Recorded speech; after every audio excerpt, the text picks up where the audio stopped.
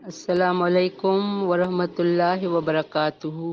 رب اشرح لی صدری ویسر لی امری واحلل عقدۃ من لسانی یفقہوا قولی رب زدنی علما اللہم فقہنا فی الدین اللہم توفیقی الا باللہ اللہم انی اسألک علما نافعا عملا متقبلا رزقا طیبا اللہم الہمنی رشدی وَإِذْنِي مِنْ شَرِّ نَفْسِي أصبحنا على فطرة الإسلام وعلى كلمة الإخلاص وعلى دين نبينا محمد صلی اللہ علیہ وسلم۔ آمین الہی آمین۔ اللہم صلی علی محمد وعلی آل محمد كما صلیت علی ابراہیم وعلی آل ابراہیم انک حمید مجید۔ اللہم بارک علی محمد وعلی آل محمد کما بارکت علی ابراہیم وعلی آل ابراہیم انک حمید مجید۔ ہم پڑھ رہے ہیں قرآن شریف کی سورت فلق، آخری صورتیں ہیں، اللہ قبول فرمائے۔ سورت فلق صبح کو کہتے ہیں، فلق اور ناس ان دونوں کو معوذتین کہا جاتا ہے۔ آپ صلی اللہ علیہ وآلہ وسلم نے ان کو پڑھنے کی تاکید فرمائی ہے۔ سورت فلق کے بعد سورت الناس ہے۔ ان دونوں کی مشترکہ فضیلت متعدد احادیث میں بیان کی گئی ہے۔ مثلا ایک حدیث میں نبی کریم صلی اللہ علیہ وآلہ وسلم نے فرمایا، آج کی رات مجھ پر کچھ ایسی آیات نازل ہوئی ہیں جن کی مثل میں نے کبھی نہیں دیکھی۔ یعنی اتنی اہم ہے۔ پورا قرآن آپ نے سنا پڑھا لیکن ان جیسی کوئی صورت آپ کو مثل نہیں ملی۔ یہ فرما کر آپ صلی اللہ علیہ وآلہ وسلم نے یہ دونوں صورتیں پڑھی، سورت فلق اور سورت الناس۔ یہ ترمذی، ابو داؤد ان کی روایت ہے۔ صحیح مسلم کی ابو حابس جہنی رضی اللہ تعالی عنہ سے آپ صلی اللہ علیہ وآلہ وسلم نے فرمایا، اے ابو حابس، کیا میں تمہیں سب سے بہترین تعوذ نہ بتاؤں جس کے ذریعے سے پناہ طلب کرنے والے پناہ مانگتے ہیں؟ انہوں نے عرض کیا، ہاں ضرور بتلائیے۔ آپ صلی اللہ علیہ وآلہ وسلم نے دونوں صورتوں کا ذکر کر کے فرمایا، یہ دونوں معوذتان ہیں۔ اسے نسائی، ابو داؤد، صحیح مسلم نے اسے روایت کیا ہے۔ نبی کریم صلی اللہ علیہ وسلم انسانوں اور جنوں کی نظر سے پناہ مانگا کرتے تھے۔ صرف انسانوں سے نظر کی امید نہیں، انسانوں جنوں سے پناہ مانگا کر۔ جب یہ دونوں صورتیں نازل ہوئیں تو آپ صلی اللہ علیہ وآلہ وسلم نے ان کے پڑھنے کو معمول بنا لیا اور باقی دوسری چیزیں چھوڑ دی۔ یہ ترمذی میں ہے، صحیح ترمذی۔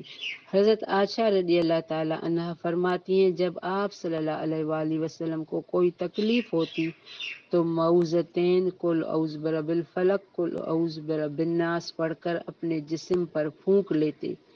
جب آپ صلی اللہ علیہ وآلہ وسلم کی تکلیف زیادہ ہو گئی تو میں یہ صورتیں پڑھ کر آپ صلی اللہ علیہ وآلہ وسلم کے ہاتھوں کو برکت کی امید سے آپ کے جسم پر پھیرتی۔ جب نبی کریم صلی اللہ علیہ وسلم پر جادو کیا گیا تو جبرائیل علیہ السلام یہی دو صورتیں لے کر حاضر ہوئے اور فرمایا کہ ایک یہودی نے آپ صلی اللہ علیہ وآلہ وسلم پر جادو کیا ہے اور یہ جادو فلاں کنویں میں ہے۔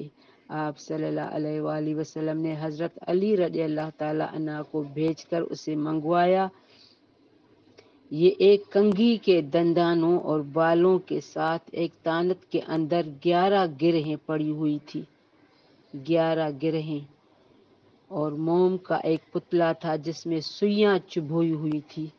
جبرائیل علیہ السلام کے حکم کے مطابق آپ صلی اللہ علیہ وآلہ وسلم ان دونوں صورتوں میں سے ایک ایک آیت پڑھتے جاتے اور گرہ کھلتی جاتی اور سوئی نکلتی جاتی۔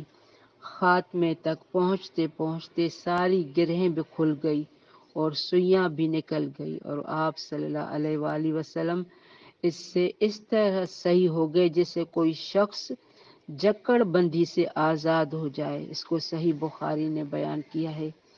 آپ صلی اللہ علیہ وآلہ وسلم کا یہ معمول تھا، رات کو سوتے وقت سورۃ اخلاص اور معوذتین پڑھ کر اپنے ہتھیلیوں پر پھونکتے اور پھر انہیں پورے جسم پر ملتے۔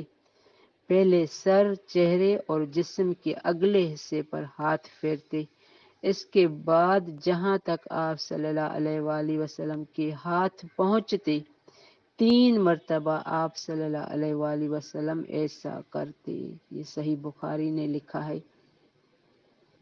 سورۃ فلق کے رائج معنی صبح کے ہیں۔ فلق کا معنی ہے صبح۔ تو پہلے تجوید اسٹارٹ کر رہے ہیں، پھر اس کو ہلکا پھلکا ایکسپلین کریں گے۔ اعوذ باللہ من الشیطان الرجیم، بسم اللہ الرحمن الرحیم۔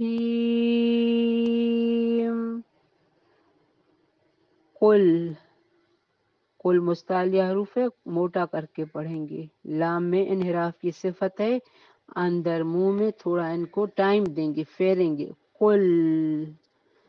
قل اعوذ برب الفلق من شر ما خلق ومن شر غاسق اذا وقب۔ قاف اور با دونوں مستعلیہ حروف ہیں، دونوں کو واضح پڑھیں گے۔ وقب۔ وَمِن شَرِّ النَّفَّاثَاتِ فِي الْعُقَدِ وَمِن شَرِّ حاسد اذا حسد۔ بارک اللہ فی۔ چھوٹی صورت ہے۔ فلک کے رائج معنی صبح کے ہیں۔ صبح کی تخصیص اس لیے کی کہ جس طرح اللہ تعالی رات کا اندھیرا ختم کر کے دن کی روشنی لا سکتا ہے، وہ اللہ اس طرح خوف اور دہشت کو دور کر کے پناہ مانگنے والے کو امن بھی دے سکتا ہے، یا انسان جس طرح رات کو اس بات کا منتظر ہوتا ہے کہ صبح روشنی ہو جائے گی، اسی طرح خوف زدہ آدمی پناہ کے ذریعے سے صبح کامیابی کے طلوع کا امیدوار ہوتا ہے۔ تو کہہ دیجئے، آپ صلی اللہ علیہ وآلہ وسلم سے کہلوایا جا رہا ہے کہ بندوں کو کہہ دیجئے میں پناہ لیتا ہوں رب کی جو صبح کا رب ہے۔ اعوذ مانا پناہ لینا، حمزہ عین ذال مادہ ہے، دامن پکڑتا ہو، پناہ کے ذریعے پناہ مانگتا ہوں رب کی صبح کے۔ من شر ما خلق، ہر چیز کے شر سے جو اس نے پیدا کی۔ اللہ نے جتنی بھی چیزیں پیدا کی ہیں سب میں خیر بھی ہے، شر بھی ہے۔ کبھی نہ یہ سوچیں تو مجھ میں بس خیر ہی خیر ہے، رات میں بھی شر اور خیر موجود ہے۔ آپ رات کو وضو کر کے سوئیں، جلدی سوئیں، سنت کے مطابق سوئیں، دعائیں اذکار پڑھیں، سوئیں تو رات آپ کے لیے خیر اور عبادت میں شامل ہوگی، ورنہ رات کا شر سب سے خطرناک ہے۔ آگے آ رہا ہے وَمِن شَرِّ غَاسِقٍ إِذَا وَقَبَ، اور شر سے اندھیری رات کے۔ تو آپ یہ بھی ذہن میں رکھیں، جیسے جیسے رات گہری ہوتی جاتی ہے، ڈارک ہوتی جاتی ہے، رات میں بہت سارا شر پھیل جاتا ہے۔ رات کے اندھیرے میں ہی خطرناک درندے اپنی خچاروں سے اور موذی جانور اپنے بلوں سے، اسی طرح جرائم پیشہ افراد اپنے مذموم ارادوں کو عملی جامہ پہنانے کے لیے نکلتے ہیں۔ ان الفاظ کے ذریعے سے ان تمام سے پناہ طلب کی گئی ہے۔ غاسق رات، وقب داخل ہو جائے، چھا جائے، یعنی جب اندھیری رات بالکل ڈارک پھیل جاتی ہے تو وہ خطرناک ٹائم ہوتا ہے، اس وقت کوشش کر کے باہر بھی نہ جائیں۔ بہت سے لوگ رات کو 1 بجے 2 بجے گھر آتے ہیں، شیطان تو ہے ہی باہر زیادہ، اور اگر گھر میں بھی ہم دعائیں نہ پڑھیں تو گھر میں بھی پھیلا ہوا ہوتا ہے، تو کوشش کریں رات کو جلدی سو جائیں۔ وَمِن شَرِّ النَّفَّاثَاتِ فی العقد، اور شر سے پھونکنے والیوں کے گروہوں میں۔ نفاسات مونس کا صیغہ ہے، جو نفوس موصوف محذوف کی صفت ہے۔ من شر نفوس نفاسات یعنی گروہوں میں پھونکنے والے نفوسوں کی برائی سے پناہ۔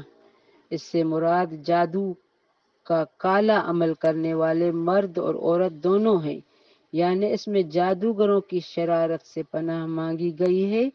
جادوگر پڑھ پڑھ کر پھونک مارتے اور گرہ لگائے جاتے ہیں۔ عام طور پر یہ جس پر جادو کرنا ہوتا ہے اس کے بال یا کوئی چیز حاصل کر کے اس پر یہ عمل کیا جاتا ہے۔ تو آج ہم نے یہ پڑھا کہ بالوں کے ذریعے جادو ہوتا ہے، تو اپنے بال ایسے نہ پھینکیں یا ایسے نہ پھیلائیں کہ آپ کا کوئی حاسد اس کو لے کر آپ پر آسانی سے جادو کر سکے۔ اور بہت سے لوگ اس بات کو نہیں مانتے۔ اب یہ قرآن کہہ رہا ہے، جب آپ صلی اللہ علیہ وآلہ وسلم کے ساتھ جادو ہوا، کسی نے آپ پر حسد کیا، تو ہم کہاں ہیں؟ ہمارے اوپر بھی حاسد حسد کر سکتے ہیں، جادو کر سکتے ہیں، تو ہمیں بھی ہر وقت یہ صورتیں اللہ نے بتائی ہیں۔ ان کے ذریعے سے ہم بڑے سے بڑا جادو، بڑے سے بڑا جنات ہم ہٹا سکتے ہیں۔ وَمِن شَرِّ حَاسِدٍ إِذَا حَسَدَ، اور شر سے، حاسد کی شر سے جب وہ حسد کرے، یعنی حسد کرنا یہ بھی ایک اخلاقی بیماری ہے۔ حسد یہ ہے کہ حاسد محسود سے زوال نعمت کی آرزو کرتا ہے، چنانچہ اس سے بھی پناہ طلب کی گئی، کیونکہ حسد بھی ایک نہایت بری اخلاقی بیماری ہے جو نیکیوں کو کھا جاتی ہے۔ اور یہ بھی بات ہے کہ انسان کے بس میں نہیں ہوتا کہ وہ دوسروں سے حسد نہ کرے، یہ انسان کے اندر رکھا گیا ہے، بخیلی، حسد، یہ سب رکھا گیا ہے۔ اس لیے ہمیں کیا کرنا چاہیے؟ اس بیماری سے بچنے کے لیے اللہ سے پناہ مانگنی چاہیے، ذکر اذکار کرنا چاہیے تاکہ ہم دوسروں سے حسد نہ کریں۔ جو چیز میرے نصیب میں تھی اللہ نے مجھے دی، جو میرے نصیب میں نہیں ہے وہ اللہ نے روکے رکھی ہے، شاید اس کا اجر مجھے آخرت میں یا قیامت کے روز ملے، یا اللہ نے اگر مجھے زیادہ دیا ہے تو یہ میرا نصیب ہے، اس میں کسی کے حسد کرنے کی ضرورت نہیں ہے۔ اور یہ بھی ہمیں یاد رکھنا چاہیے، اللہ دے کر بھی آزماتا ہے اور لے کر بھی آزماتا ہے، تو اللہ کی رضا میں راضی ہونا چاہیے۔ اس اخلاقی حسد والی بیماری سے بچنا چاہیے، یہ گناہ بھی ہے۔ اگر ہم کسی سے حسد کرتے ہیں تو حسد لکڑی جو ہے نا، جیسے آگ اس کو ختم کرتی جاتی ہے، تو انسان کو حسد ایسے ختم کرتا ہے۔ بارک اللہ فی ربنا تقبل منا انک انت السمیع العلیم وتب علینا انک انت التواب الرحیم سبحانک اللہم وبحمدک اشہد ان لا الہ الا انت استغفرک واتوب الیک۔ اللہم صلی علی محمد وعلی آل محمد کما صلیت علی ابراہیم وعلی آل ابراہیم انک حمید مجید۔ اللہم بارک علی محمد وعلی آل محمد کما بارکت علی ابراہیم وعلی آل ابراہیم انک حمید مجید۔ السلام علیکم ورحمۃ اللہ وبرکاتہ۔